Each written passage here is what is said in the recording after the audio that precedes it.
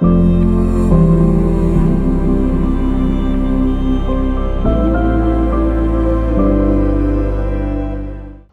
to the Beyond Wellness podcast. I'm here today with Jacob Larmour. He is an acupuncturist and traditional Chinese medicine practitioner. He's also a Qi Gong practitioner and has been teaching for over 10 years. How are you doing today, Jacob? I'm doing great, Rose. How about you? Good. Welcome to the show. Thank you for joining me today.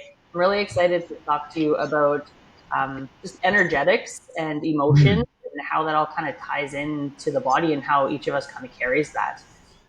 Yeah, I'm excited about it too. It's my first podcast, so I'm super charged. And I love talking about this subject because it's just fascinated me for years now. And I find of all the systems I've tried with energetics, the Chinese medical system really has made the most sense to me. So which is why I've really taken a deep dive into it. That's very cool. So how long have you personally been practicing Qigong? Well, that's a hard question to answer exactly. I first was exposed to Qigong through the practice of Tai Chi back in the early 80s when I worked with a seafood down in Chinatown. And we were doing Qigong at the time, but I didn't know that's what we were doing. I thought we were doing Tai Chi.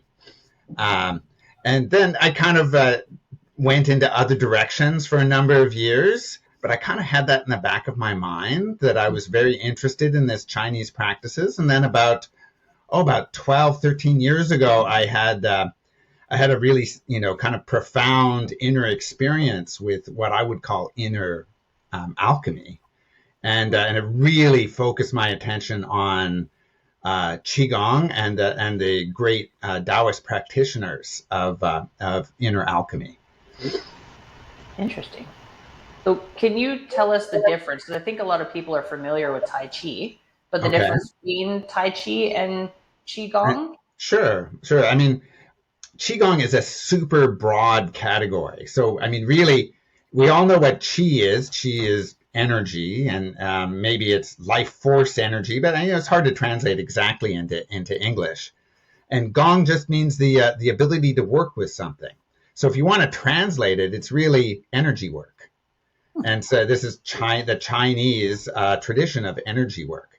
Now, Tai Chi would be part of that, really focused more on martial arts and how you can work with energy through the forms of martial arts. And it becomes a martial art of itself, or it can be more like a dance in a way. So when in Tai Chi, they talk a lot about being an inner system or an inner form of martial art, and that's really connecting with the energetics rather than the physicality of it all.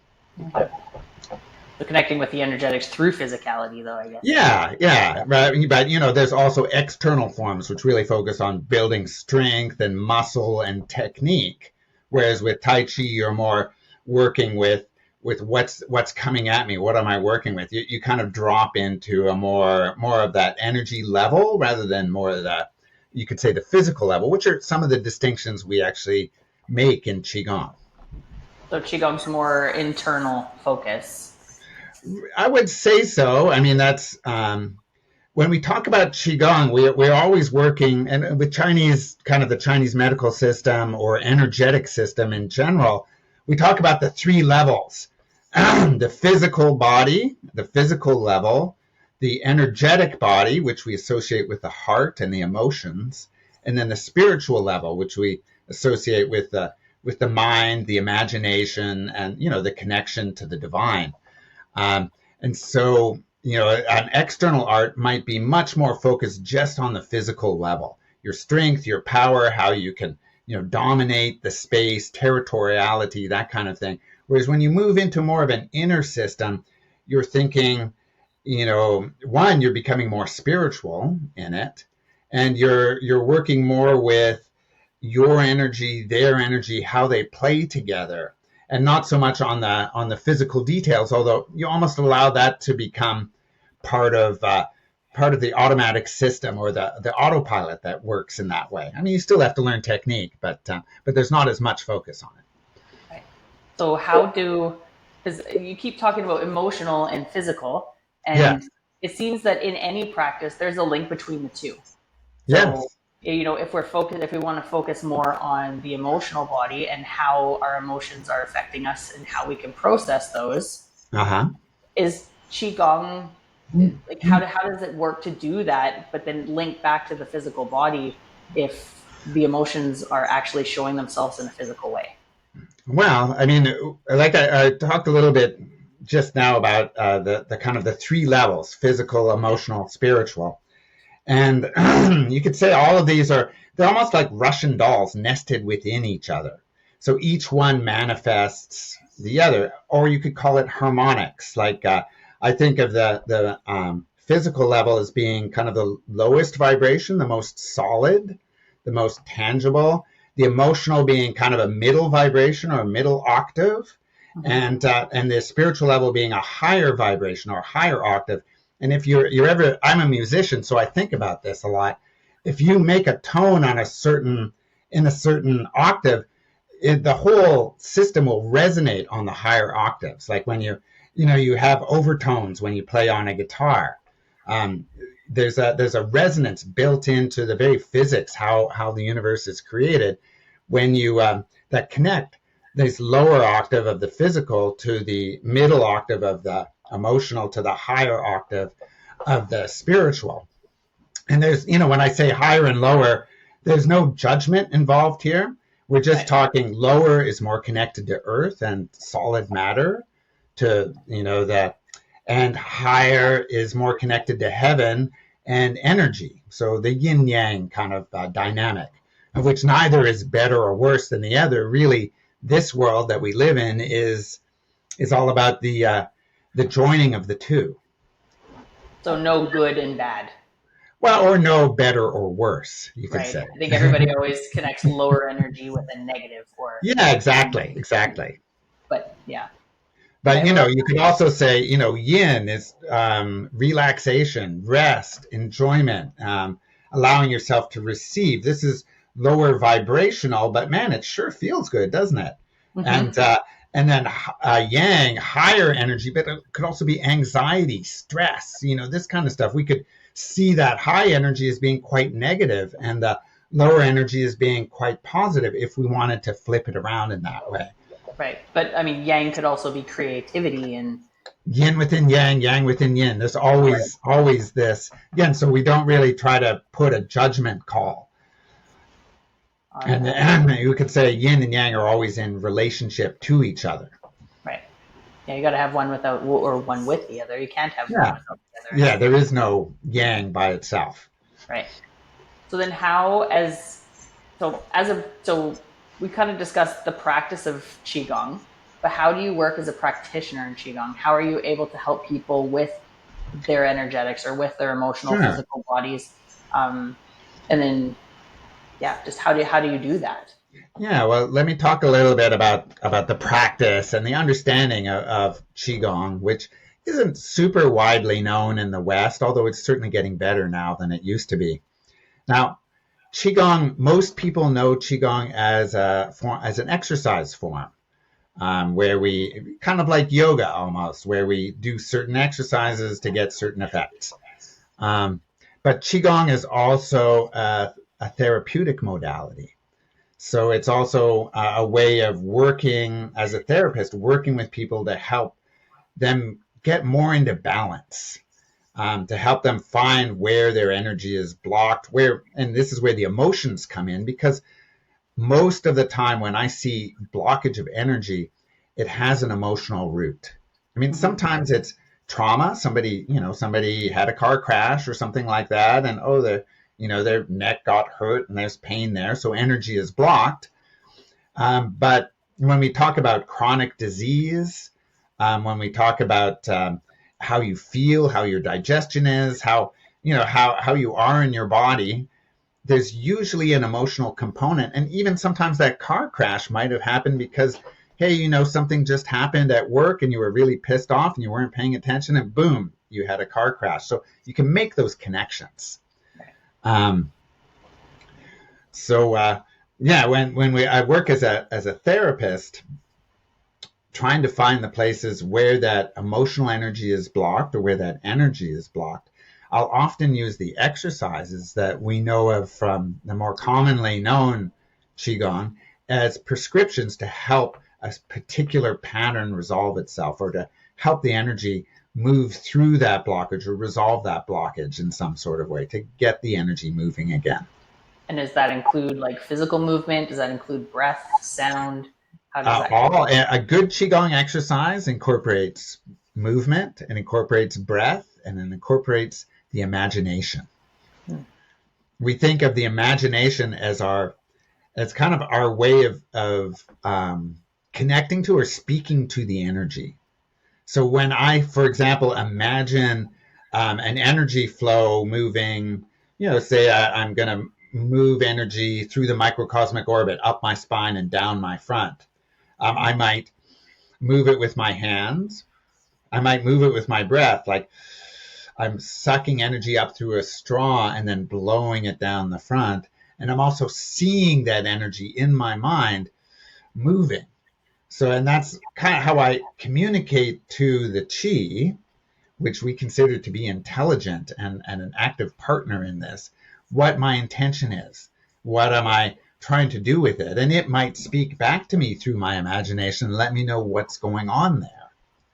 So many times we're told, that's just your imagination. And we would say the other way around, we would say, that's your imagination. Yeah, it's a That's good the point. chi speaking to you. That's spirit talking to you. That's how we talk.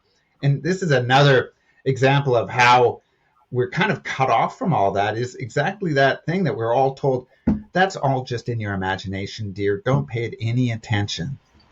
Right. It's a cultural thing, isn't it?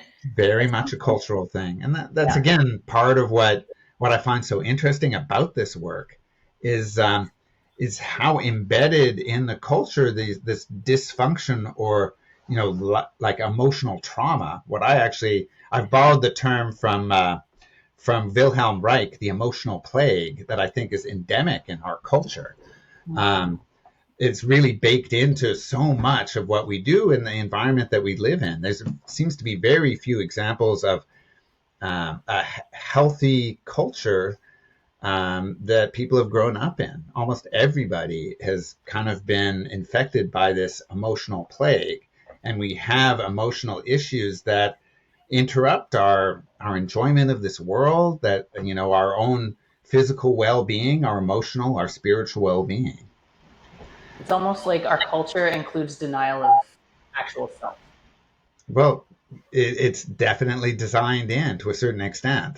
Yeah. I've talked about that. I've been thinking about it lately as being, again, another term I borrowed is from Black Elk, the hoop of the people, and how when the First Nations were basically destroyed here in North America, their cultures were destroyed. They broke the hoop of the people. They were no longer kind of one harmony, one group, one culture anymore. And Right. I think that's really happened to all of us. Each one of us, if we trace our roots back far enough, we all have tribal roots. Some of these tribes were broken thousands of years ago, some very, very recently. But that breaking stays with us and is passed down from, parents to child through the generations, and also carried in the culture itself. And we see that all the time. So generational trauma basically is ingrained in all of us at some degree or some level. Pretty much. I don't know if I've met anyone that's completely free of that. Right. Certainly not raised that way. I mean, it certainly is possible that people have been. I just haven't met very many or any of them that I know of. Right. So I know like the term generational trauma. I mean, a lot of people link that with indigenous culture. They link Sure. that with people who have come here and lost connection with their homeland, or Yeah. however that may be called. But what is your general description of what emotional trauma or what generational trauma means based on the people that you've seen? Is it just that missing link? Is it just the fact that we're not taught anything that our ancestors were? Like, it seems like it could be so generalized but so complicated at the same time. Yeah. Yeah, no, I mean, I guess, we're all raised by our parents, right? So you could say, in one way, talking about generational trauma is how we were raised, and and how our parents passed on their own way of being to us. Um, so an example, and we'll link this right back into the Chinese understanding of emotional trauma, and we'll even link in a couple of the internal organ systems, because in the TCM work or the Qigong work, a lot of this is actually linked to our organ systems and how they show up in our body. This is part of the way we can see it in the physical world. Okay. So for example, when a child is growing up and they're still in a toddler stage, and they get hurt in some sort of way, something happens that hurts them. And we would say that the normal reaction of a child to being hurt or damaged is to become angry if they're thwarted in some sort of way. They become angry and they yell or they scream and say, "Hey, nah, I want to do," they may not even have any words for it yet, but they're like, "I want to do this," and that's kind of the normal reaction to being blocked. The energy, the flow is being blocked. And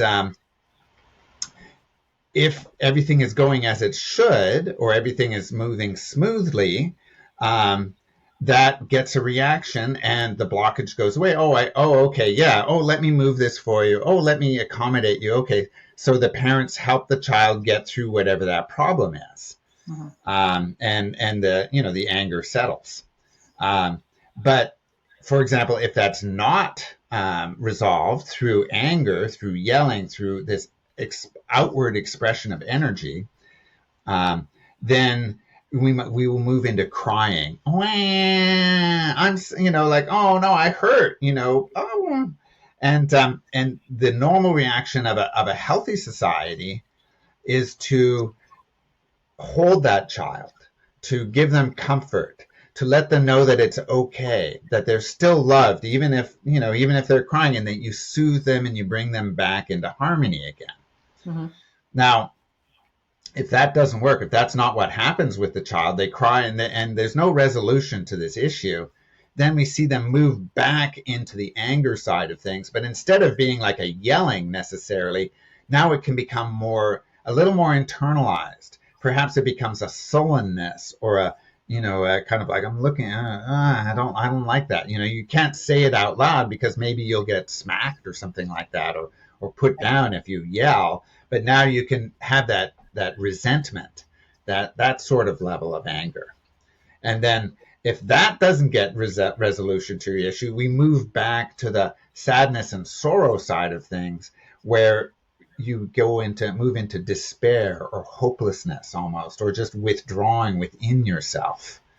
And we would associate the anger aspect, this is simplification, of course, but anger aspect would be more the liver organ and the liver system, and the sadness and sorrow aspect would be more the lungs and the crying, the respiratory system. So that's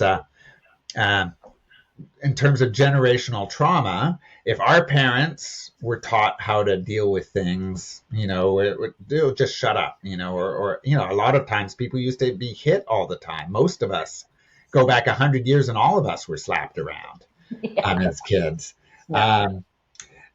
If that's how your parents are raised, they're likely going to they think that's normal. They're going to raise you in the same way. And you know what? The neighbors do the same thing. And so does, pretty much everyone in your town does that. That's how we raise our kids. Right. Now, in terms of First Nations, I would say to a certain extent, they're the ones that have had this done to them most recently. So it's freshest with them. And you could say that we settlers, we went through that as well. And something about the emotional plague is you're kind of almost, you feel a need to pass it on.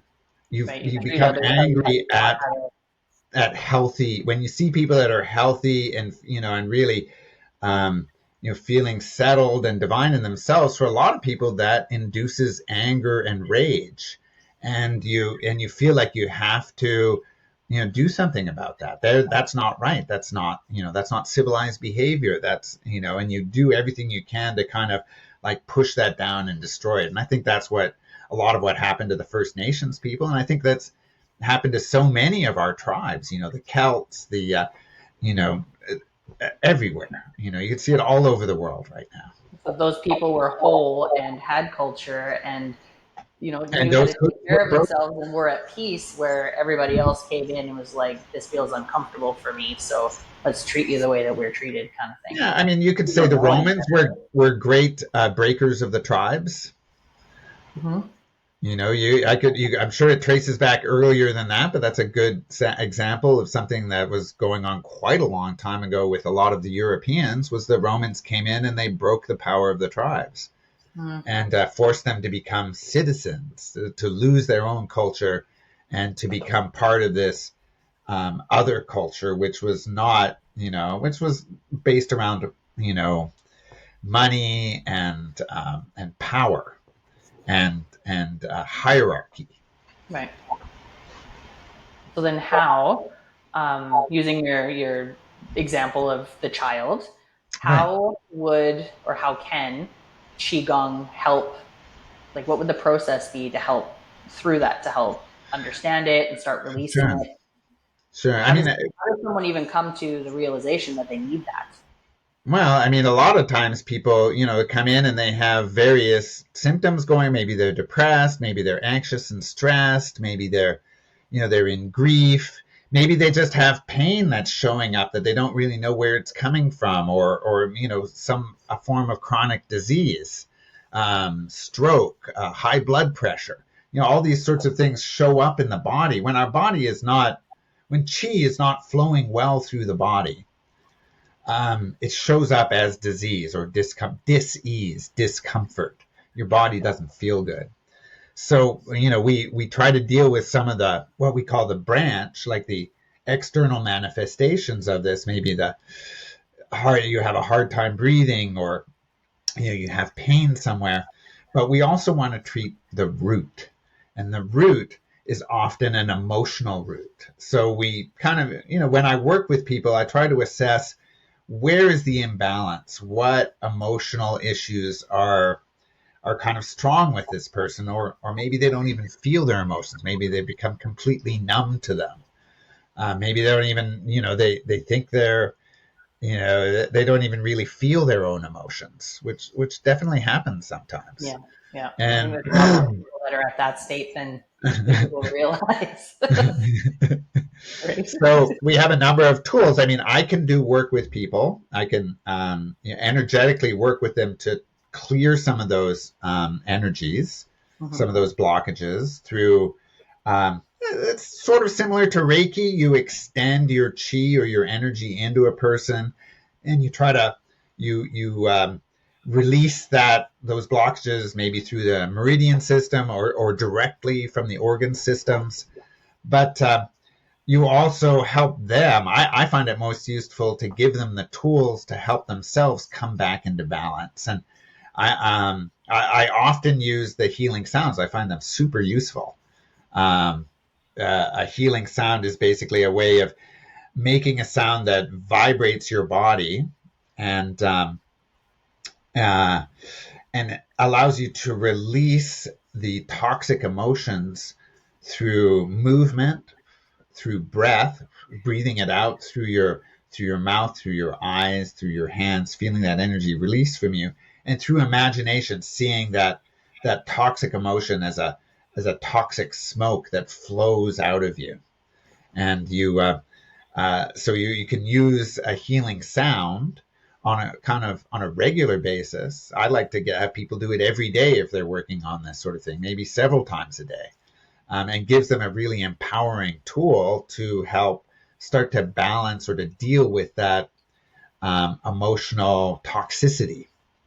And when we find that emotions, when they're not, let's use anger as an example. A lot of people experience anger, and they have learned that it's not very healthy to express it freely in mixed company. It can get you ostracized or get you poor reactions from people. And sometimes people don't release it at all. They just hold it inside. just have these thoughts inside of themselves, or these feelings. They hold this tension inside of themselves, but they never allow themselves to release that energy and let it flow, right? So it's like a river is dammed, and the water, or the energy, the chi, builds up behind it and creates this big area of stagnant chi, or stagnant energy. And our basically what we want to do is get that energy to start flowing through the system. Say it's stuck in the liver. Well, we want it to be able to flow through the river of your meridian system, through the river of your organs. Normally, a liver energy would flow to the heart, would flow to the spleen, would flow to the lungs, would flow to the kidneys, and back to the liver. So you have this constant river of energy that flows. And if it gets stopped up and blocked in one of those organs, you're going to see, for example, with liver and anger, you're going to see increased risks of stroke. You're going to see high blood pressure. You're going to see the red face. You're going to see perhaps it'll start to work on the heart, and you might have heart issues, heart attacks, that kind of thing. So it starts to really manifest in the physical body. But first, before that happens, it's going to manifest in the emotional body, in the energetic body. So if we can get to, I love working with younger people because they haven't had the time for it to, be so blocked and to manifest so strongly that it starts to show up in the physical body as much. You see it a lot more in older people, but older people are usually the ones that are finally ready to start dealing with this stuff too. So they've had the life experience to realize that something doesn't feel right, or something's just not, unless it's just the physical, right? The physical manifestation of. Yeah, exactly. I have to deal with it now. My body is telling me I have to. I can't go on if I don't, Yeah, that's not a good place to be. And I think there's so many people that they get to that point, and that's the reason that they start searching for help. Yeah. But how can a younger person, like, everybody's got the inkling or the idea, or, their imagination is telling them something's not right here. Yeah. You know what I mean? Every single time that I suppress an emotion, or let's just use your example, I feel anger and I feel like I have to remove myself from the situation because I don't know how to deal with it healthily, or I'm worried about how the people are going to respond to me because it's never been a positive experience. Right. How would you think, or how would you suggest that people start taking note of that and actually start taking the step in the right direction to maybe go inside or use the imagination? Can your body tell you what's going on? Well, your body is always telling you what's going on. How do you listen, though? Well, a first thing to do is to not shame yourself for feeling these feelings. To allow yourself to feel what it is that you're feeling, and to not give yourself grief over it. Oh, this, recognize, hey, this is making me angry. Yeah. Just because of course, it's a good idea to be able to regulate all of this stuff. Like anger, for example, is not super useful if you blow up on people. It may actually kind of puts you in a worse position. But being able to use anger in a way that's fluid, you can just add a little touch of sharpness into your voice. You can become a bit more assertive. You can stake your claim for your personal territory. You don't have to dominate the space, but you can definitely hold your space. So, you start to, what you want to do is have all of these, anger is a great emotion. It's super useful. It just, out of balance, it's not as useful. It can, really have bad effects if it's out of control. So we start to, if you're in that situation, you feel yourself being triggered, start looking within. What's triggering me? What's going on here? What am I feeling anyway? And maybe when you remove yourself from that situation, maybe you don't really know what to do in this situation. I don't really know how to react, which is pretty normal. When you move out of that and you're in privacy, you can allow yourself to express the feelings that you had. You can't hold them in. You hold them in, it's gonna become toxic for you. You have to allow them to express. So allow yourself to say, oh man, I was so pissed off at that. Maybe you'll talk to a trusted friend, and say, or your therapist. You can say, man, this happened to me and I was so angry at it, So that's one of the first things you can do is just start start acknowledging what you're feeling and give yourself a way to express those feelings so that they're not kept in, but they're expressed in a healthy way. And that's some of the tools I like when I work with people. I love to give them these tools so they can become their own therapist. I want to put myself out of work in a way. I want them to, like my most successful clients are the ones that they've taken it and they've run with it. And now we're never always in balance. I still go out of balance quite often. The question is, can you come back into balance quickly and easily and fluidly? Right. Allow yourself to fall, allow yourself to stumble and trip, because life is an interesting proposition here. There's always something coming at you, but can you come back to center? Can you find yourself balanced once again, or do you end up permanent, like somebody whose life is lost in resentment or anger or sorrow? That's where we really see it going out of balance. Yeah, I guess there's something to be said too. Just because someone never taught you how doesn't mean you can't choose the right way for you. Well, I mean, that's part of the thing about the generational trauma and the breaking of the hoop of the peoples, is that we're no longer taught these useful ways of being able to deal with our emotions, with how we relate to people. We're not really taught the skills. We're not really being given the avenues or the rituals to be able to resolve issues like this. Mm-hmm. We don't have the shamans in our community that kind of keep an eye on you and say, hey, this is going out of balance in you.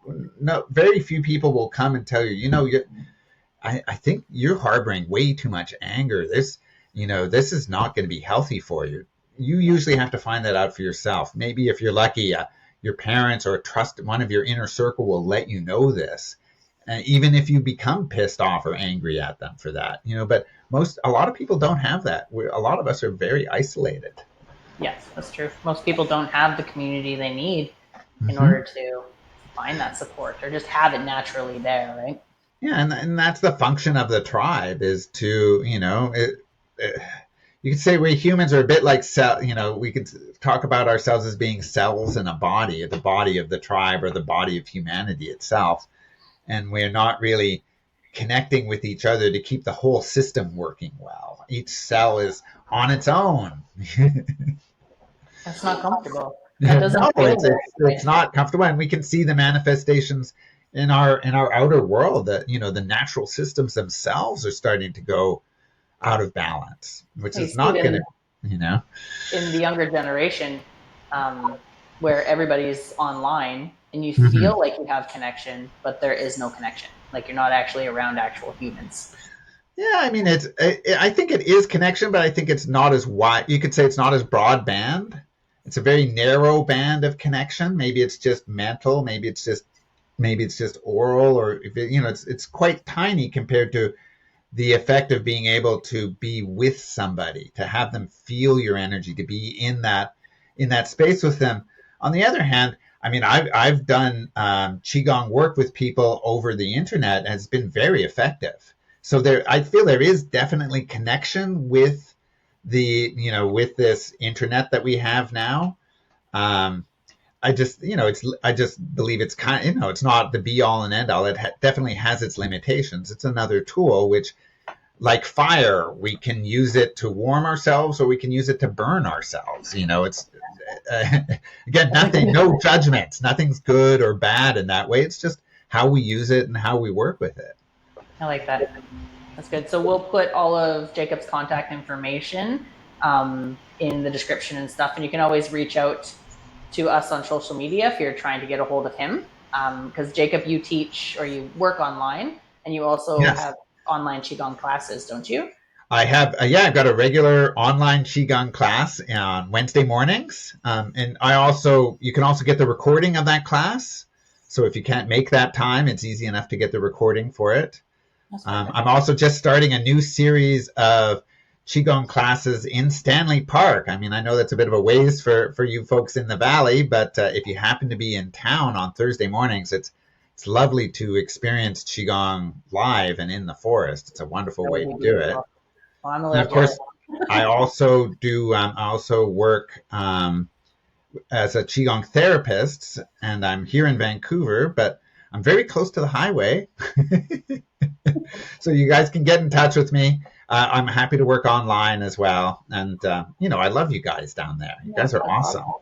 Yeah, Jake joined us at Wellington, and he's now moved on to different things, but we miss you, having you around. You're definitely a great addition to the team. Oh, I know.